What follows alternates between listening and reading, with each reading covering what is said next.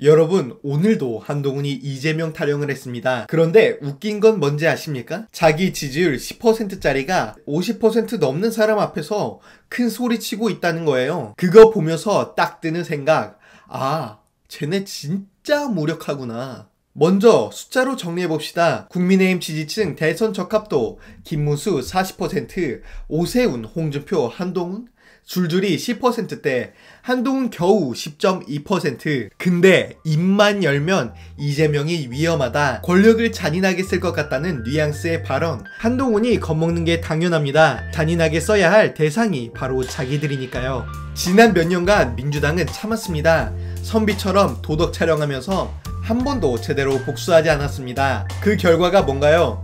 검찰 쿠데타의 정점, 윤석열이 대통령 자리에 앉게 되고 김건희가 국정농단하는 꼴을 눈뜨고 봐야 했습니다. 나라 경제는 무너지고 외교는 엉망, 언론은 장악됐습니다. 그래서 이제는 달라져야 합니다. 이재명이 대통령이 되면 권력은 칼처럼 아주 잔인하게 써야 합니다. 그동안 봐준 거 필요 없습니다. 저들 싹을 잘라내야 합니다. 민주당 지지자들조차 와, 이 정도까지 할 정도로 냉혹하고 처절하게 보복해야 합니다. 그리고 한동훈은 알아야죠. 본인 지지율로는 이재명 대표한테 명함도 못 내미는 주제에 헛소리할 시간에 자기 당 4분이나 수습하세요. 김문수, 홍준표, 오세훈, 한동훈, 나경원 줄줄이 대선 후보 10%짜리들.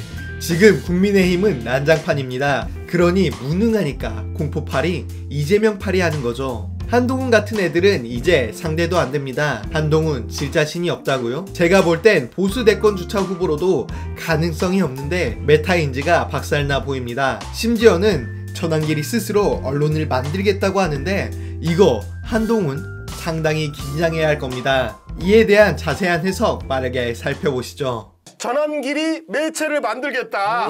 저런 비슷한 짓을 했던 게 미국에 있습니다. 네. 누굽니까? 트럼프입니다. 네. 브레이트바트 뭐 이런 애들을 해가지고 그냥 기존 매체를 싹 밀어내고 백악관에도 유튜버들 부르지 않습니까? 그런 모양새를 만들겠다고 하는데 근데 여기까지만 하면 사실 감이 잘 안 오실 수가 있어요. 그런데 한 스텝 더 가면 정치를 준비하는 사람들은 가장 먼저 해야 되는 게 뭐냐?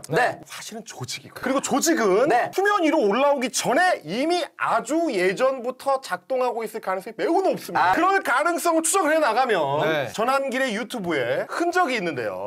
예를 들면 커뮤니티에다가 이런 걸 주말에 올렸습니다. 또 다른 전환길이 되었죠. 자, 또 다른 전환길 온라인 자유전사.